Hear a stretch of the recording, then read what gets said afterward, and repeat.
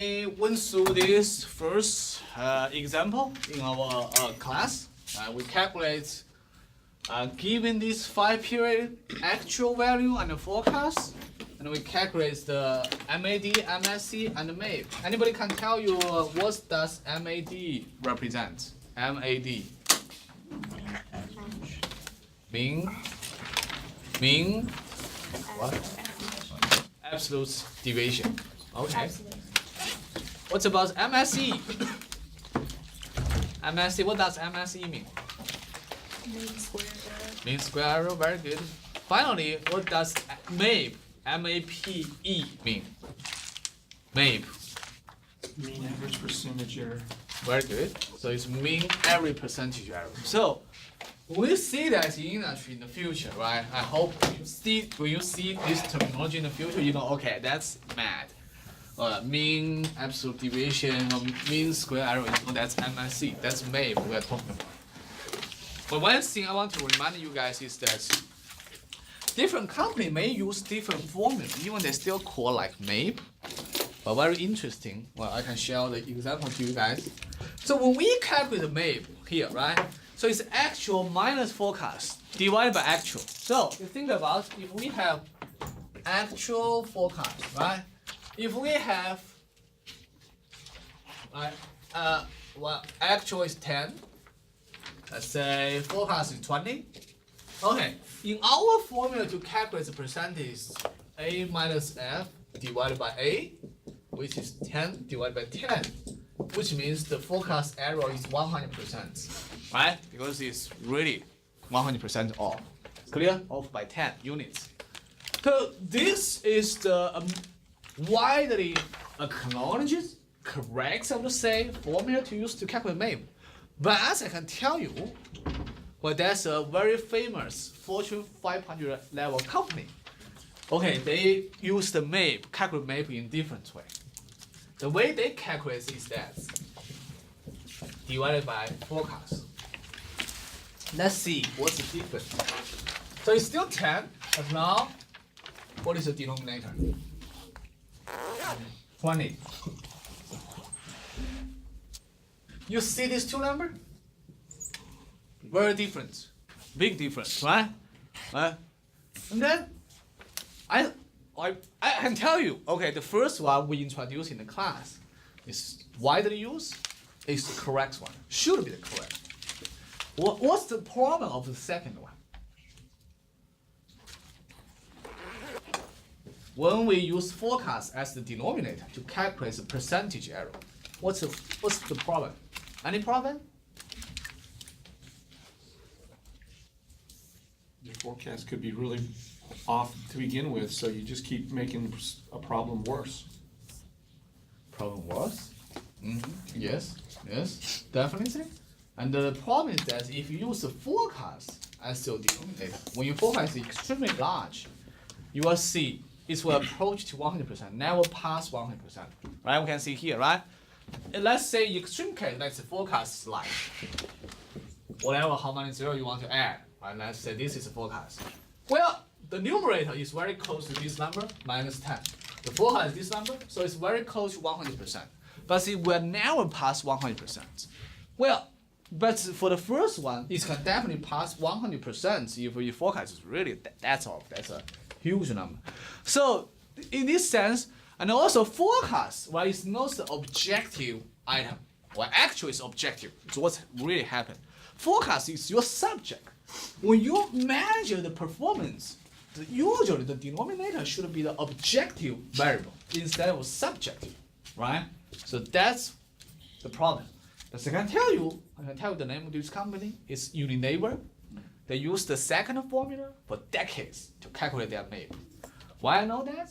Because when I prepare the report to them, okay, I show the MAPE to them. Okay, that's our forecast results, forecast error. They double check, and every time they find mismatch between their calculation and my calculation. And we spend weeks on why our report showed the wrong MAPE to them. And we figure out they use this formula. And they told me, we use this formula for decades. We are Unilever.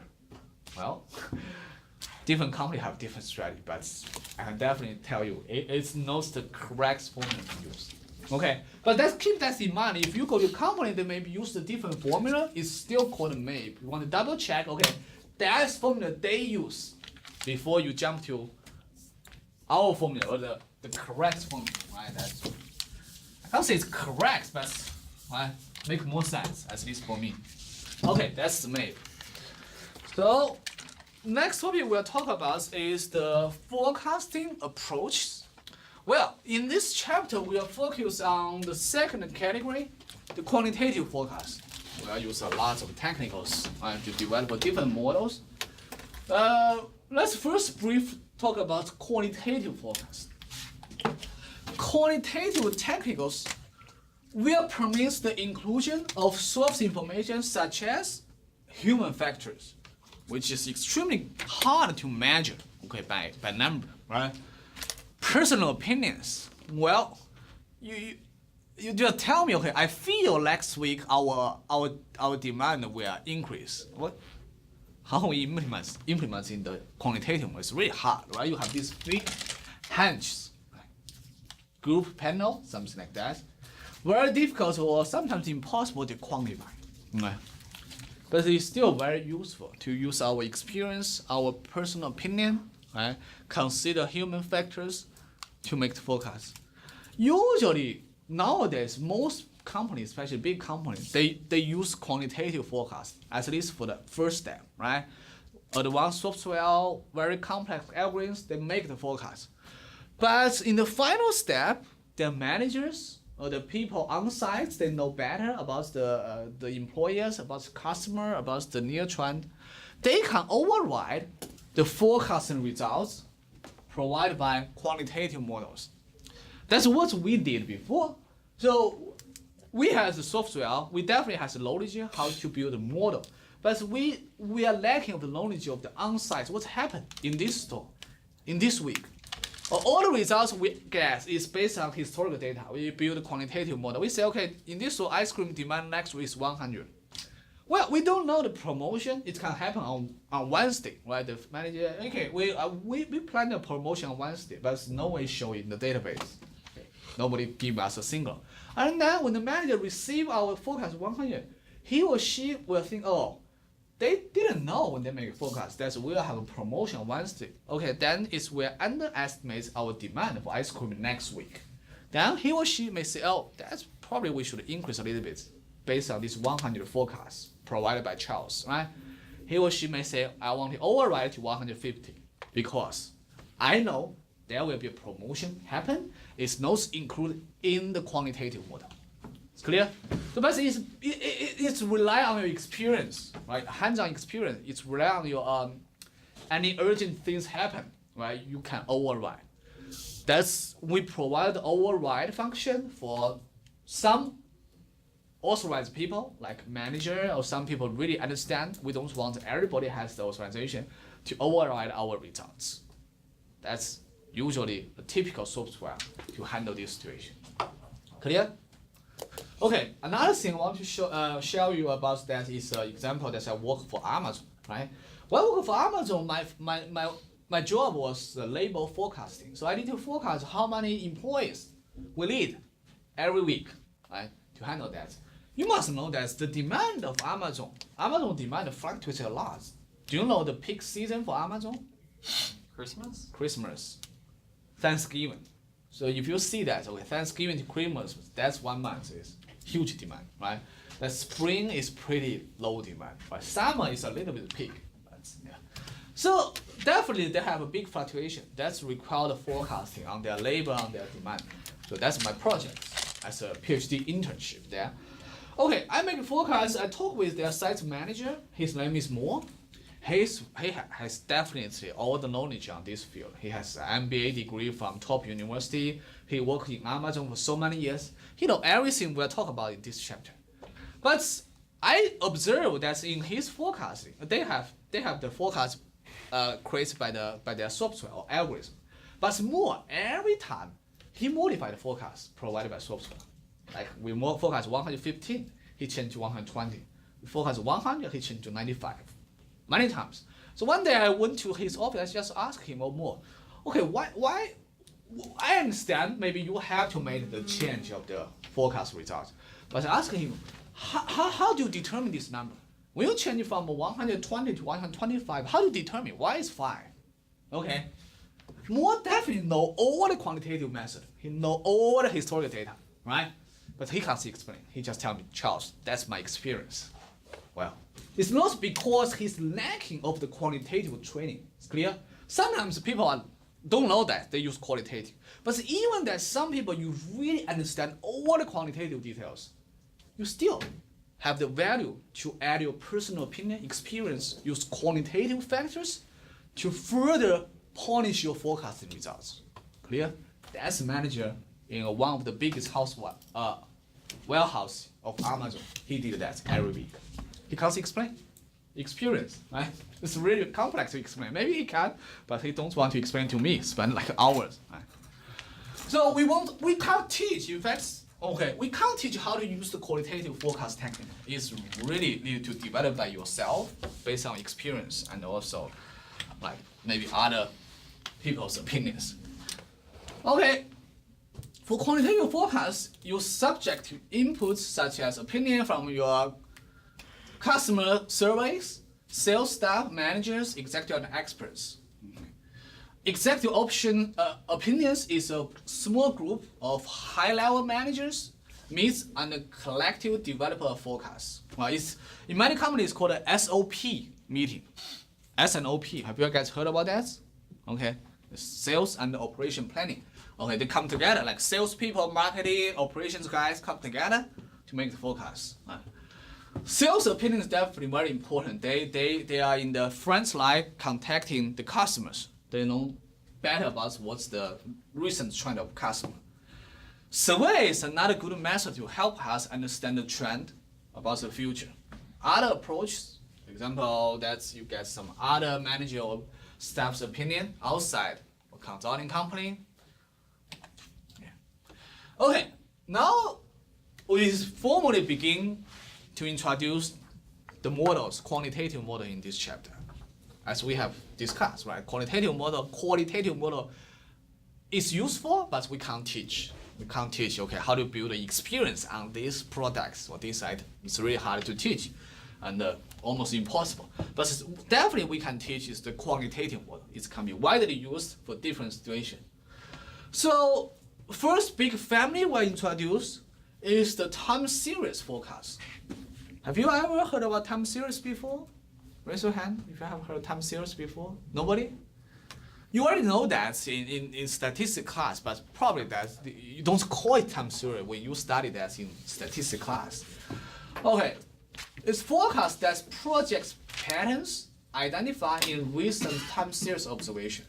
By definition, time series is a time-ordered sequence of observations taken as a regular time interval. So, here is a very typical time series. 1, 2, 3, 4, 5. So it's time period. And let's say this is sales. Right?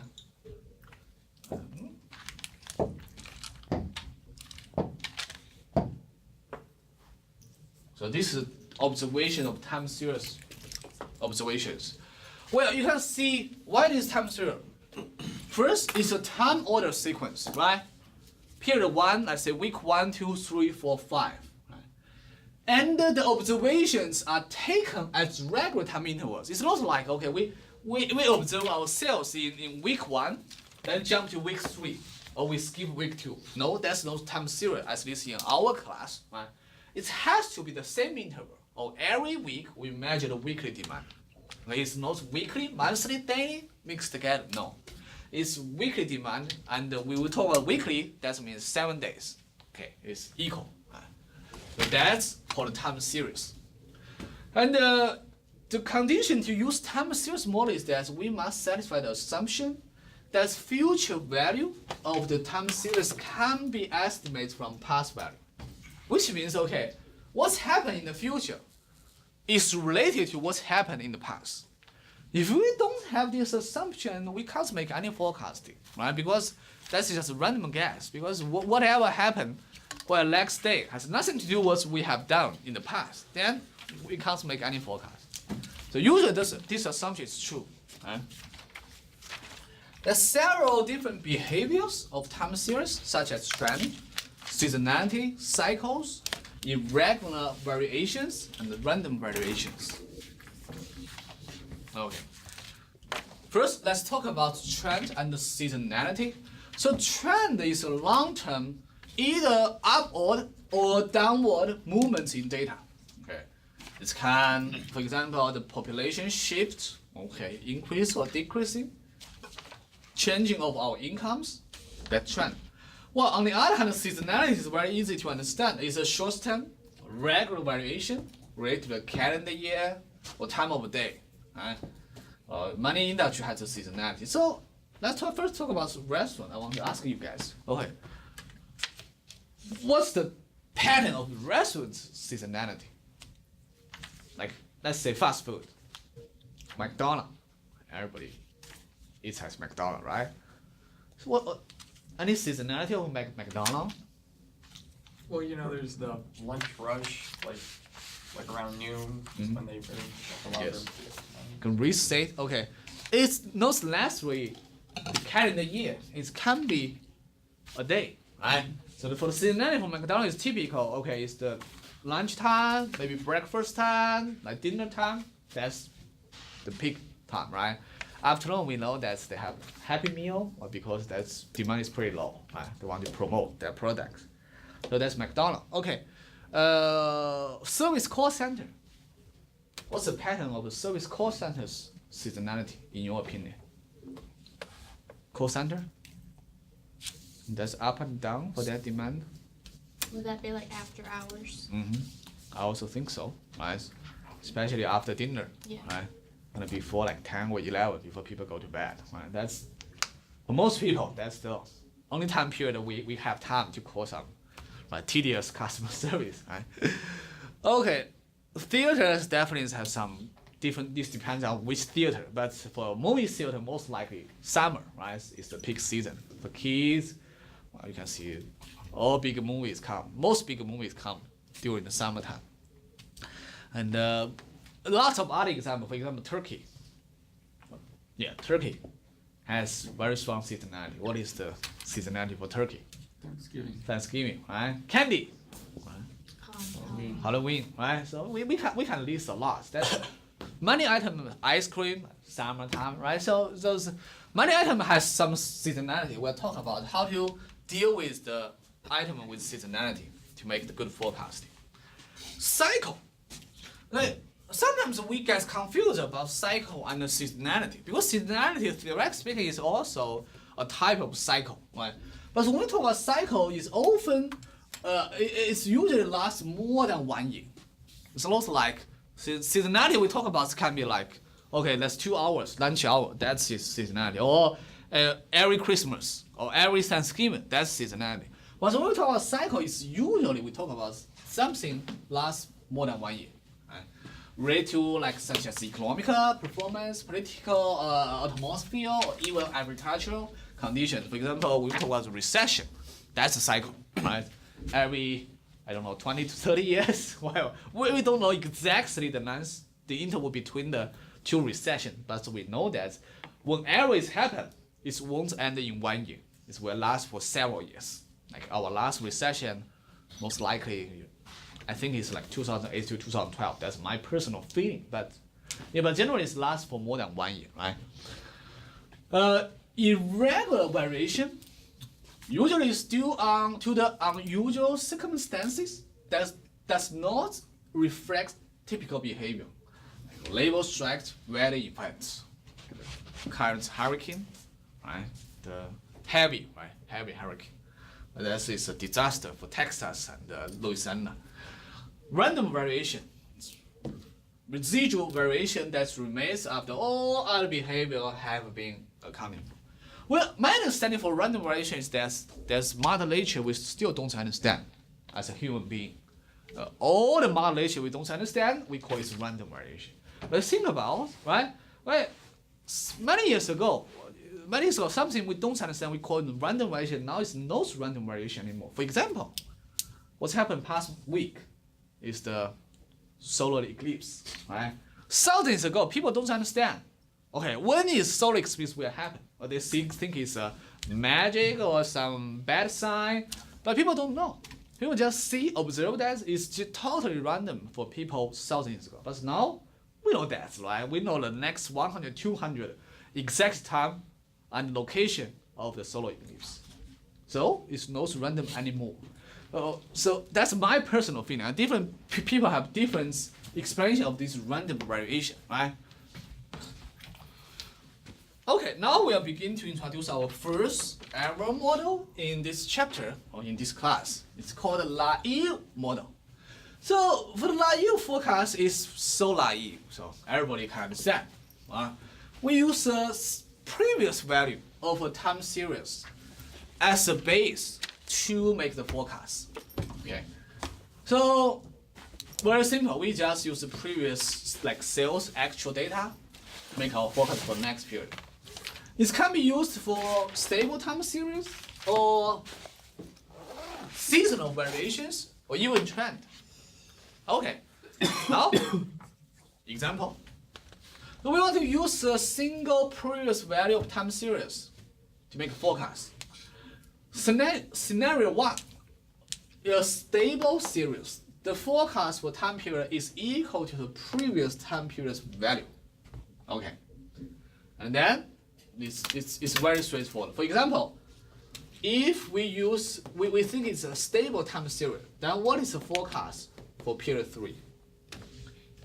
For stable time series, what is forecast for period 3? It's hard. Equal to what? 40? 48. Okay, you guys already jumped to the trend. Oh. Say stable is very naive. It's just 44. So you use previous period's actual sales to make forecast. So just pay attention in the exam, in the homework. If we didn't say, okay, consider trend, we just say naive, it's always stable. Very straightforward. 44 is forecast.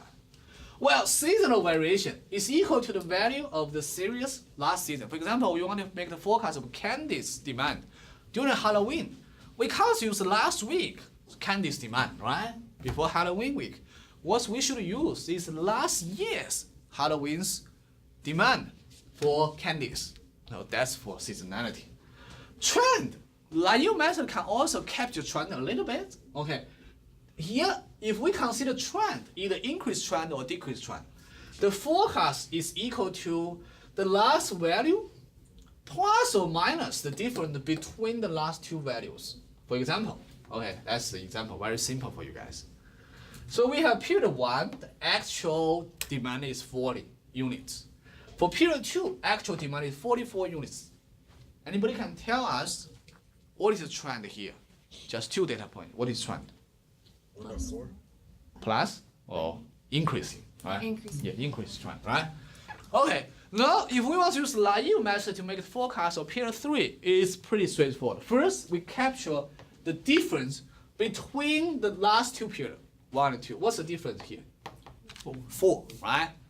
Remember, it's always period 2 minus period 1, right? It can be positive, can be negative, right? But here it's positive, which means it's an increased trend. And then we consider trend, and then you also use the naive method. Then what is the forecast for period 3? 48. 48. You guys get that? How do you guys 48? Too easy? So it's 44, which is the base of our naive forecast, or last period actual demand, plus the difference, which is 4. Then we get 48 is the forecast for period 3. So simple, right? It's clear for everyone? Questions? Comment? No? Okay. If we ended the class now, everybody's happy. So we learned something in forecasting. We will get 100 points in our exam for sure, right?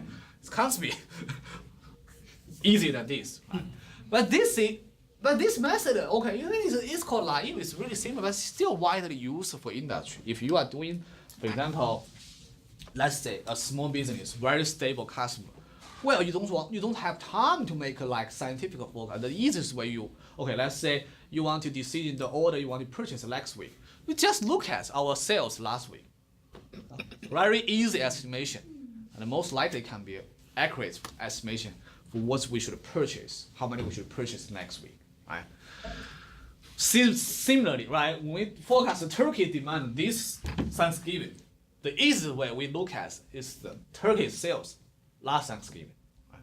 You can modify a little bit if you think it's a trend, something like that, but basically Xiong method can be very useful and straightforward. Okay, but unfortunately, that's not the end of this chapter, so we'll definitely talk about more complex models. So next category of time series model we'll talk about is called averaging. So the averaging technique will work best when the series tend to vary about an average. Okay. So if I plot more data in this chart, forget about the interval, it's kind of good. So let's say that's your time series plot observations, right? If that's the time series, you can say it's pretty stable, but it definitely have variation period by period, right? So it makes us, if we use a Xiong method, okay, then we rely too much on the previous period. Well, if you see something like this, you should consider average because it is overall is stable, but there's a random variation all the period. Right? Then you should consider the average method. Well, we'll talk about three typical technicals belong to the average method. The first one is moving average, and the second one is the extension of moving average. We call it weighted moving average, and the third one is called exponential smoothing. All right, let's see the moving average method. Very straightforward, very simple. Right? Okay, let's write the data for you guys to figure out how to use the moving average method to make the forecast. So first, let's talk about the formula. So for period t, t can be 2, 3, 4, 5, 6, any number, right? And we talk period, it can be weekly or daily or monthly, right? You understand that? So the forecast for period t, MA means moving average. We use the moving average of last n period. This n can be any number, depending on how many weeks you want to go back to make your forecast. Then is summation I from 1 to n, at minus I. That's the n period before the forecasting period divided by n. So it's average from at minus 1 to at minus 1. Oh, sorry, to at minus n. After its forecast for period t, MAN is the moving average for n period. At minus I is actual value in period t minus I, while n is the number you use for this moving average. Let's use a very, very simple example, and then you will know that. Okay, the T 1, 2, 3, 4 actual forecast, say 20, 22, 18. And now my question is here. I can tell you in advance, n equal to 3 to make the moving average forecast. Simple example, right? We want to make the forecast of period 4 by using the moving average method with n equal to 3. It's clear for this question? Forecasting of period 4. That's our objective. Method. Moving average method with n equal to 3. I give you. Then, anybody can tell us how can you get the forecast of period 4? F4. Anyone? Well, what's I? I is just a number, iteration number to list, okay, from 1 to n. You have to go back, right? Period t minus 1, t minus 2 until t minus n. That's I. It's not a fixed number. Let's see here. Yeah. If you don't understand, some student has difficult time to understand this terminology, summation, just look at this. This formula, pretty straightforward, right? Any volunteer? Some of you already figured out that. No, it's too hard.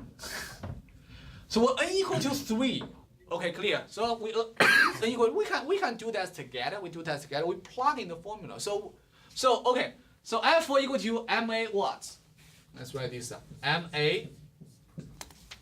What's actually right here? MA 3, right? 3. Yeah, was equal to 3. Okay. Then we know MA 3. Then we write the formula. Summation I from 1 a equal to 3 a t minus 1. What is t here? What is the value of t? 4. 4. Very good. 4 minus I divided by 3. Okay, I just plug in the formula. Okay, if you feel this formula is hard to understand, we have another expression of the formula. Okay, it's easy to understand. So a 4 minus 3, right? T minus n plus a 4 minus 2 plus a 4 minus 1 divided by 3, right? I did nothing but just plug in t and n into this formula. Questions about this step? It's clear? Clear? Okay. Now, what's this? Just plug them in. So it's A1 plus A2 plus A3 divided by 3. Right? It's nothing but just the average of the previous 3 periods actual value. So now, both of you can tell me what's the answer to the forecast of period 4. 20, right? It's 20 plus 22 plus 18 divided by 3, which is equal to 20. Clear? Questions, comments? Clear for everyone? Okay, when we talk about formulas, maybe a little bit seems difficult, but if you look at the scenario, it's very straightforward.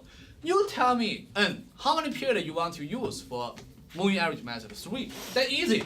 The past 3 periods, we take the average. 18 plus 22 plus 20 divided by 3. That's our forecast, right?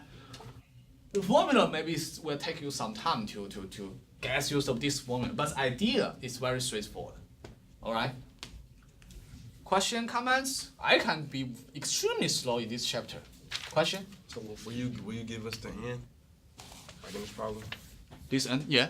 You will give it to us?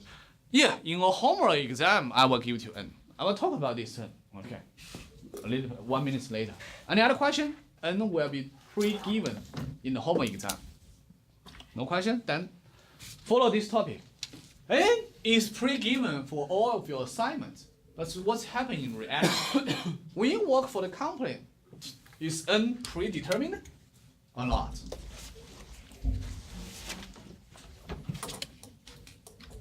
What do you think? No? Celine say no? Yeah. Most likely you have determined N, right? Most likely you have like lots of historical data. You have determined N can be 3, very simple.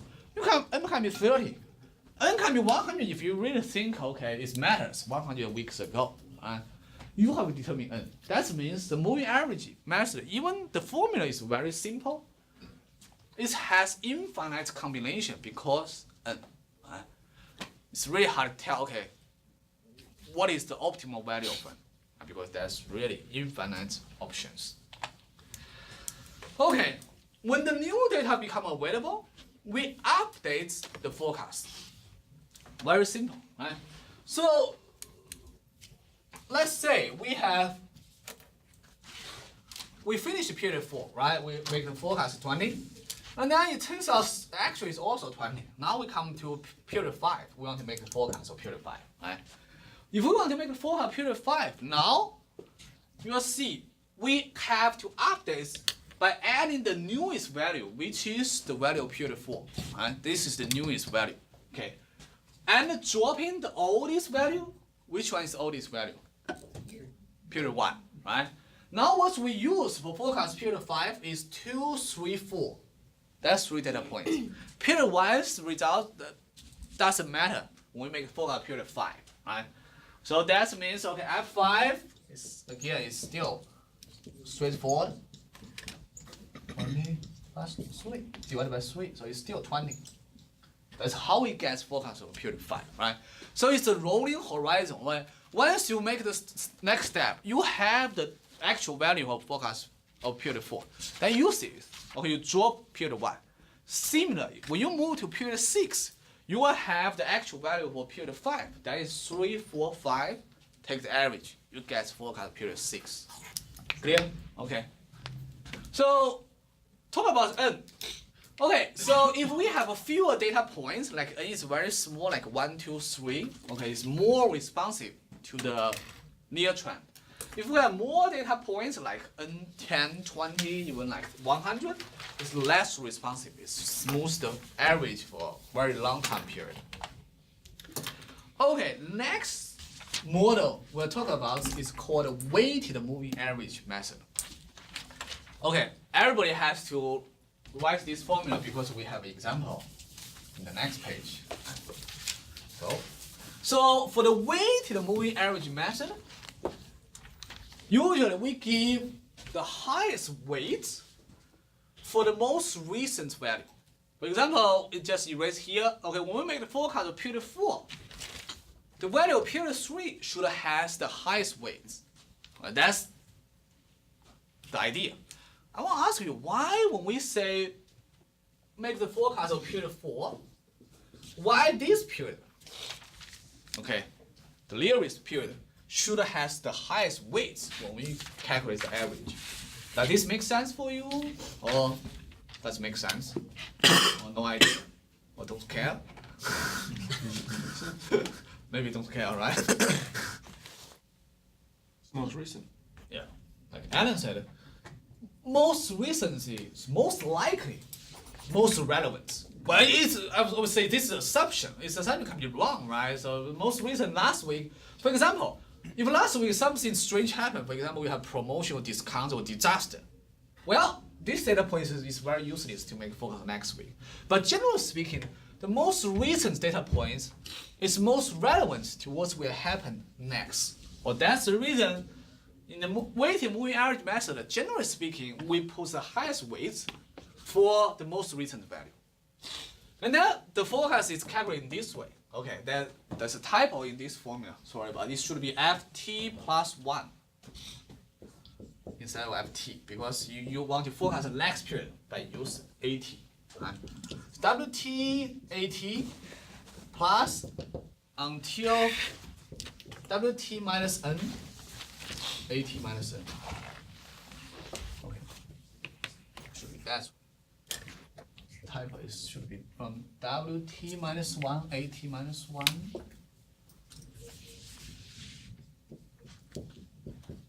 I can't believe that is that they have this typo in the previous edition of textbook. They still have this one in the.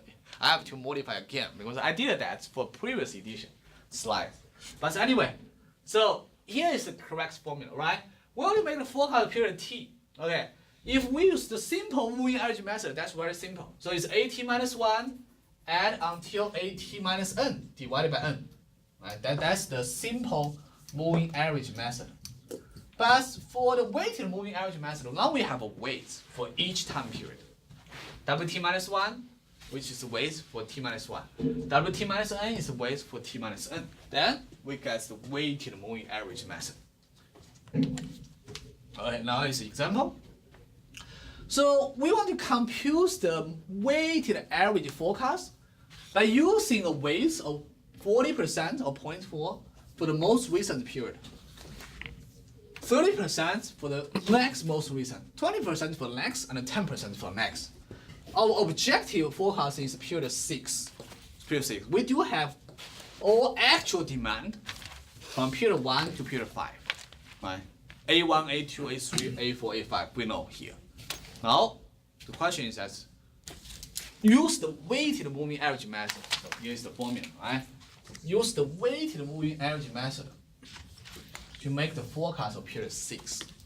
I'll give you guys like 8 minutes until we finish today's class. Try to solve this problem. Let me know if you have questions. Don't know how to begin with.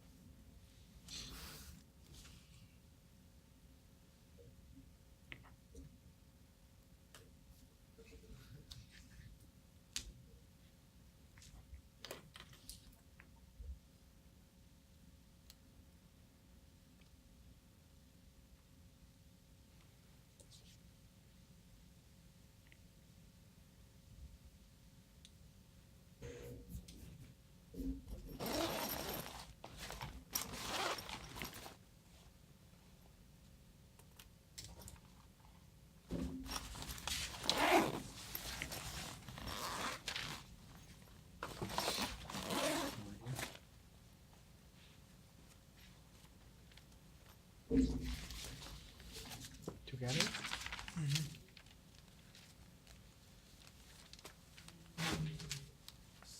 That's correct. You think about it, okay. All the demand is between 41 to 44, right? When you have the weighted average, it should be in this interval, 41 to 42. That's like 37. Use the average. We double check calculation.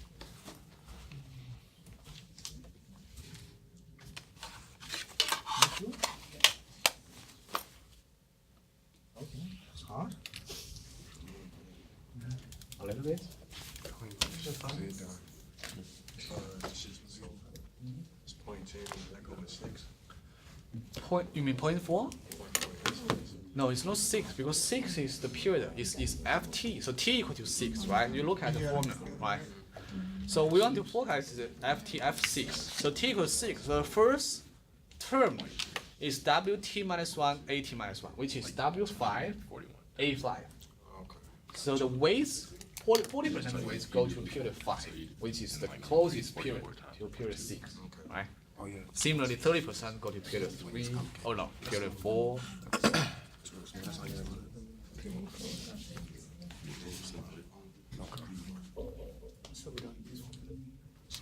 That's the result? Right? Deal, right? Yes, sir. Right, okay. So it's easy for you?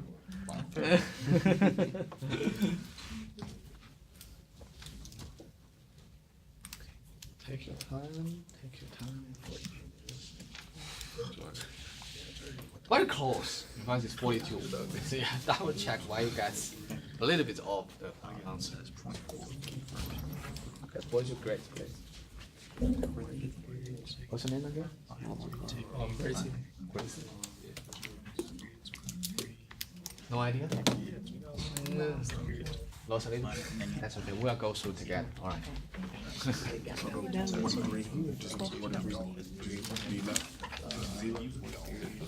Confused? Yes, sir. T equals to 6. Right? Ft is the F6. That's our object. And you plug it in. Yes. Oh, much more. Kayla, you're lost. I'm lost. I'm very lost. Okay. So you did it like that. Because I was lost. I'm still lost a little bit too. That's I don't know where to Oh, really? I can't believe that. Okay. Oh, we can begin together. That was simple for me.